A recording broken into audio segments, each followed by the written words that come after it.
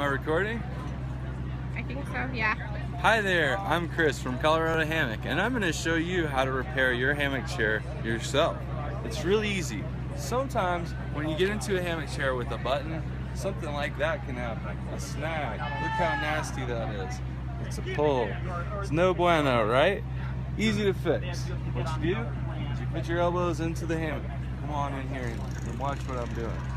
You see, you'll find a place in the hammock chair where it's tightened up. You gotta pull the strand back, even sometimes all the way back up to the place where the tension hangs on the hammock. You see there's still some tension here, but guess what?